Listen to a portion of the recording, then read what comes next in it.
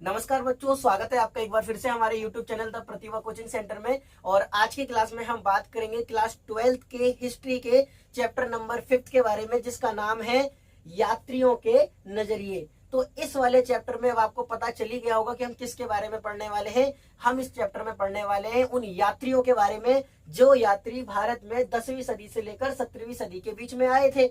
और जब वो यात्री यहाँ पर आते हैं तो उनका भारत को देखने का जो नजरिया था, उन्होंने भारत को किस नजरिए से देखा, तो उनके उस नजरिए को हम इस वाले चैप्टर में पढ़ेंगे। इसीलिए हमारे इस चैप्टर का नाम भी क्या रख दिया गया है, उन यात्रियों का नजरिया। ठीक है। अगर मैं बात करूं तो उस समय भारत में ऐसे बहुत सारे यात्री थे जो 10वीं सदी से लेकर 17वीं सदी के बीच में भारत में आते हैं। लेकिन उनमें से जो सबसे महत्वपूर्ण यात्री थे, उनमें हमारे 3 यात्रियों के बारे में बताया गया है, जिसमें 11वीं सदी में हमारे पास जो यात्री आते हैं हमारे भारत के अंदर, उनका नाम था अल-बिरूनी। ठीक है। जो दूसरे यात्री थे जो 14वीं सदी में भारत में आते हैं, जिनकी जो यात्रा वृतांत था उसके जरिए हमें भारत के इतिहास के बारे में काफी चीजें जानने को मिली, उनका नाम था इब्न बतूता।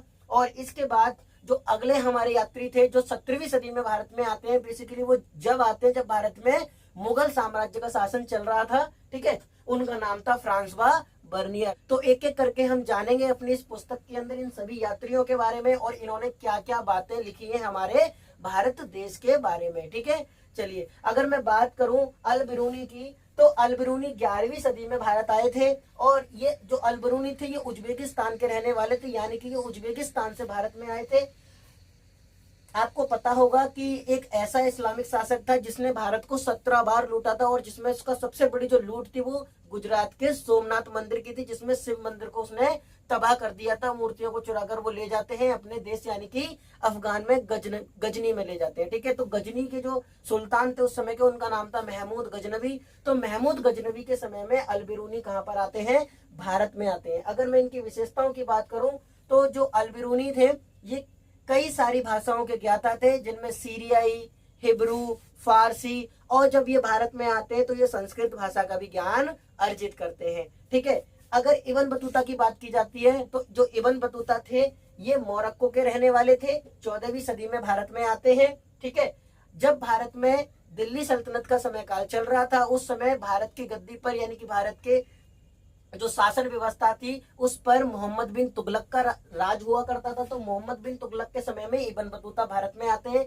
अगर इनकी सबसे बड़ी विशेषता की बात करें तो ये एक सबसे हठीले यात्रियों में से एक थी, इसीलिए इनकी तुलना पुर्तगाल के यात्री मार्को पोलो से भी की जाती है। ठीक है। अगर मैं फ्रांसवा वर्नियर की बात करूं तो फ्रांसवा वर्नियर फ्रांस के रहने वाले थे, और ये उस समय भारत में आए थे जिस समय भारत में मुगल शासन चल रहा था, यानी कि मुगलों का शासन चल रहा था। और मुगलों के जो उस समय के हमारे जो राजा थे, यानी कि हमारे जो सुल्तान थे, उनका नाम था शाहजहां। तो शाहजहां के समय में ये भारत में आते हैं, यानी कि 17वीं सदी में भारत आते हैं। ठीक है। तो ये वो 3 यात्री थे जिन यात्रियों के बारे में हमको अपने इस अध्याय में पढ़ना है। ये मैंने कुछ छोटी छोटी डिटेल्स इनके बारे में आपको बताई है। जब हम चैप्टर में अंदर की तरफ चलेंगे तो जानेंगे इनके पूरे जीवन वृतांत के बारे में, इनकी पुस्तकों के बारे में कि किसने कौन कौन सी पुस्तक लिखी थी। अगर मैं अल-बिरूनी की पुस्तक के बारे में बात करूं तो अल-बिरूनी ने जो किताब लिखी थी उसका नाम था किताब उल हिंद, जैसा कि आप यहाँ पर देख सकते हैं। ठीक है। और अगर मैं इब्न बतूता की किताब के बारे में बात करूं तो इब्न बतूता की किताब का नाम था रिहला। ठीक है। जिसमें उन्होंने भारत के बारे में कई सारी विशेषताओं के बारे में बताया है, जैसे बाजारों के बारे में, शहरों के बारे में इत्यादि। ठीक है। अगर मैं बात करूं फ्रांसवा वर्नियर की, तो फ्रांसवा वर्नियर की जो बुक थी उसका नाम था travel in the Mughal empire, जैसा कि आप यहाँ पर देख सकते हैं। ठीक है।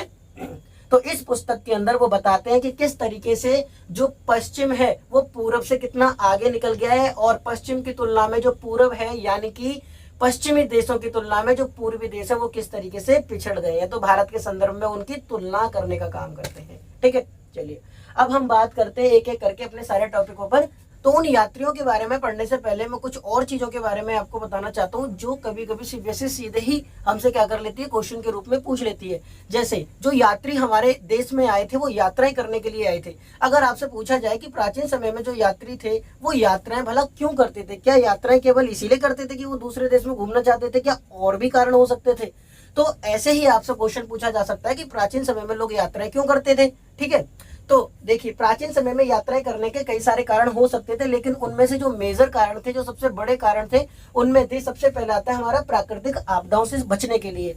तो जैसे कि प्राकृतिक जो आपदाएं हैं वो आज के समय से तो है नहीं है, प्राचीन समय से चली आ रही हैं, जैसे भूकंप जैसी, सुनामी हो गई, बाढ़ आ गई, ये सारी जो प्राकृतिक आपदाएं हैं, इन सारी यात्राओं से बचने के लिए लोग क्या करते थे, एक जगह से दूसरी जगह पर शिफ्ट होते थे, यानी कि यात्राओं के माध्यम से वो उन स्थानों पर जाते थे जो सुरक्षित होते थे। ठीक है, तो एक तो प्राकृतिक आपदाओं से बचने के लिए, उन अपने आप को सुरक्षित करने के लिए लोग यात्राएं करते थे। ठीक है, अगर मैं दूसरा बात करूं तो रोजगार और संसाधन जुटाने के लिए लोग क्या करते थे, एक जगह से दूसरी जगह पर यात्राएं करते थे, क्योंकि जहां पर वो इतने लंबे समय से रह रहे थे, वहां के जो संसाधन थे वो पूरी तरीके से क्या हो गए थे, अब खत्म होने की कगार पर आ गए थे। तो वो उस स्थान की खोज में निकलते थे जहां पर संसाधन उचित हो, जहां पर वो अपना जीवन निर्वाह आसानी से कर सके।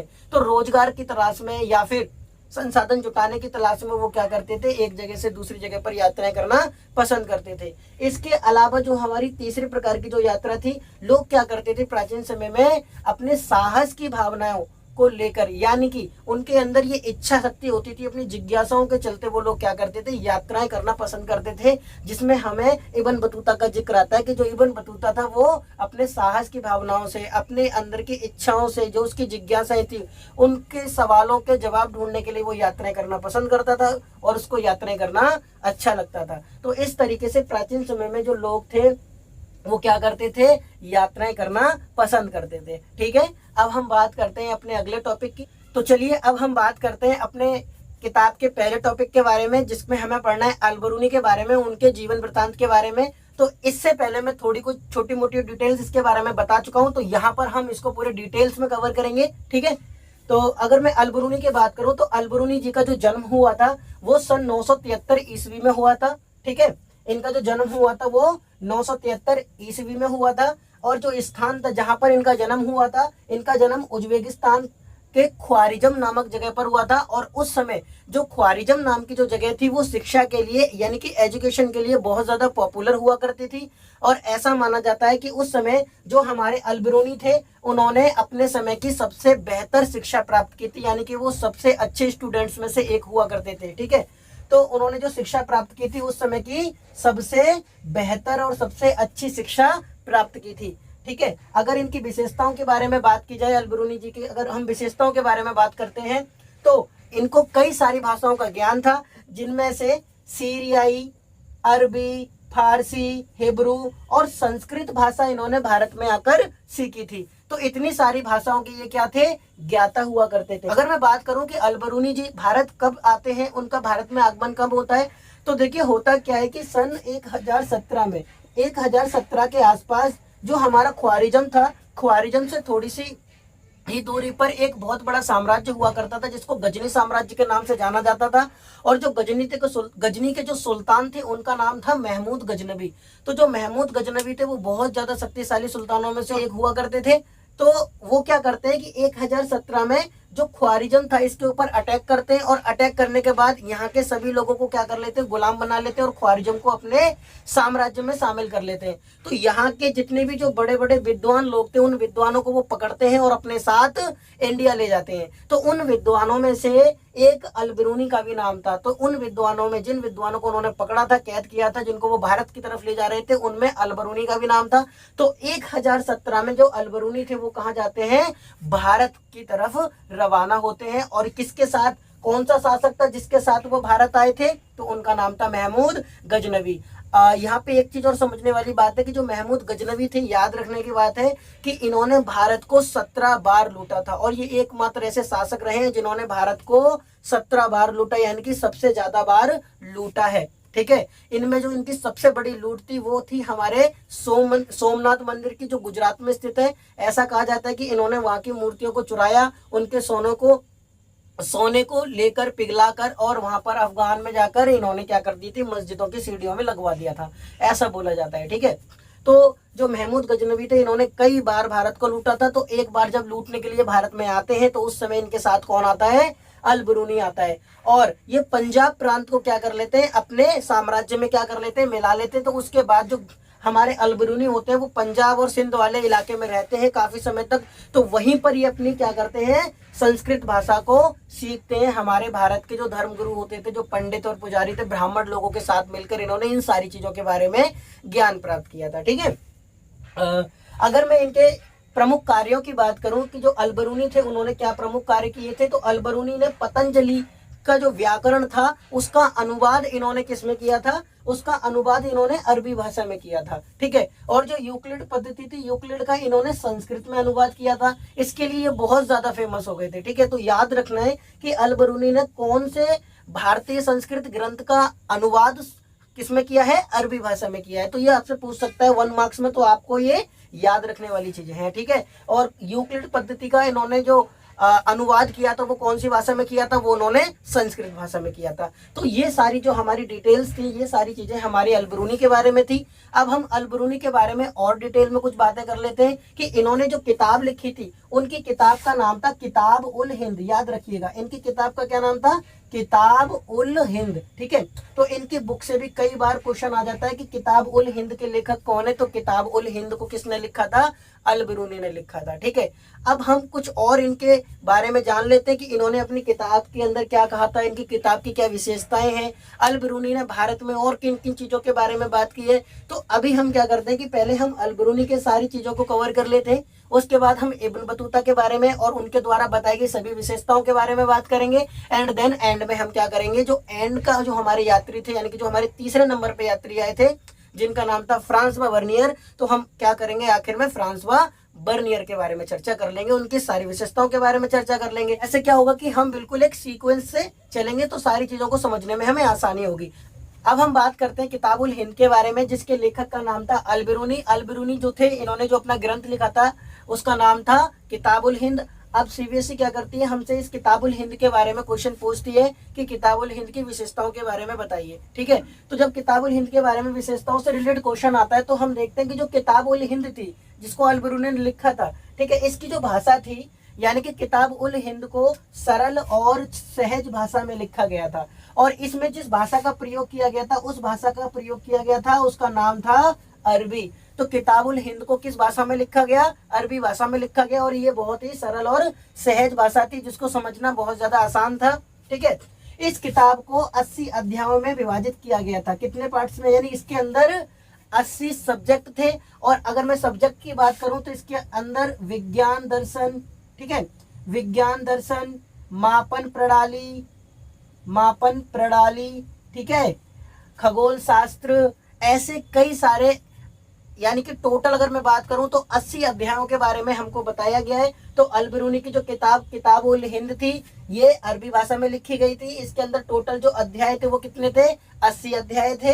ये जो किताब थी ये सांस्कृतिक परंपरा पर आधारित थी, यानी कि जिस तरीके से हमारे जो संस्कृत के ग्रंथ लिखे जाते थे उस तरीके से इस किताब को लिखा जाता था। इसमें होता क्या था कि जो अलबरूनी ने जब इस किताब को लिखा तो पहले शुरू में ये कुछ सवाल देते थे, उस सवाल का फिर जो आंसर था वो उदाहरण के रूप में क्या करते थे, लोगों को प्रस्तुत करते थे। जैसे हमारी भगवत गीता दी गई है, तो भगवत गीता में आप देखते हैं कि पहले एक श्लोक दिया जाता है, उस श्लोक को क्या किया जाता है, फिर बाद में पूरे सॉल्यूशन के साथ डिफाइन किया जाता है। तो उसी पद्धति के आधार पर अलबरूनी ने अपनी इस किताब में क्या किया था, प्रयोग किया था। ठीक है, ज्यामितीय संरचना पर आधारित थी।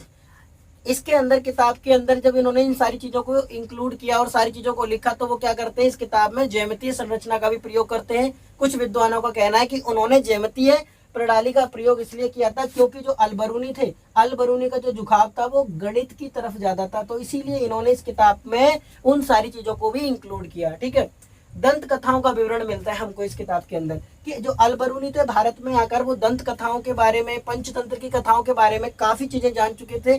तो जिस तरीके से उन किताबों में हमको पढ़ने को मिलता है, देखने को चीजें मिलती है, तो इन्होंने किताबुल हिंद में दंत कथाओं के विवरणों को भी शामिल कर लिया था। तो ये सारी हमारी विशेषताएं थी किताबुल हिंद की। आई होप कि आपको ये क्वेश्चन क्लियर हुआ होगा और आप इजीली अब इस क्वेश्चन का आंसर दे सकते हैं। आपको कुछ चीजें याद रखनी है, जैसे कि किताबुल हिंद जो थी ये किन लोगों के लिए लिखी गई थी, तो अलबरूनी बताते हैं कि ये जो किताब थी ये भारत में यानी कि उपमहाद्वीप में रहने वाले लोगों के लिए लिखी गई थी जो सीमावर्ती क्षेत्रों में रहते थे। अब हम बात करते हैं अलबरूनी के अवरोधों के बारे में कि जब अल बरूनी भारत में आता है तो भारत में आने के बाद अल बरूनी भारत के कुछ ग्रंथों के बारे में अध्ययन करता है या कुछ चीज़ों के बारे में जानने की कोशिश करता है, तो उसको कई सारी प्रॉब्लम फेस करनी पड़ती हैं, जिसमें सबसे बड़ी जो प्रॉब्लम थी वो थी भाषा की प्रॉब्लम। यानी कि अल बरूनी जब भारत में आता है तो देखता है कि यहाँ की जो ग्रंथों में जो भाषा लिखी गई है वो संस्कृत भाषा लिखी गई है, और वो कहता है कि भारत के अंदर जो संस्कृत भाषा है वो अरबी भाषा और फारसी भाषा से बिल्कुल डिफरेंट भाषा है। अगर वो किसी चीज़ों को अनुवादित करना चाहता है संस्कृत की भाषा, संस्कृत के ग्रंथों को, तो उसको कई सारी दिक्कतों का सामना करना पड़ता है। तो उसको ये सारी चीजें समझने में काफी ज्यादा दिक्कत करती थी। तो उसमें जो सबसे बड़ा कारण था वो था हमारा भाषा का। दूसरा, धार्मिकता का अवरोध भी उसके सामने था भारतीय संस्कृति को समझने में, क्योंकि भारत के अंदर जो धर्म थे वो कई सारी जातियों में भी विभाजित थे, तो उनको मानने की जो अवस्थाएं थी और जो प्रथाएं थी वो काफी ज्यादा उसको विचलित करती थी। उसको समझ में नहीं आता था कि ये सारी चीजें कैसे चल रही है, क्योंकि इस्लाम धर्म के अंदर जहाँ से वो आया था वहां पर धर्म के अंदर इतनी विभिन्नताएं नहीं थी जितनी विभिन्नताएं भारत के अंदर उसने देखी। तो इन चीजों से वो पूरी तरीके से परिचित नहीं हो पाया, तो इसको उसने एक अवरोध के रूप में लिया।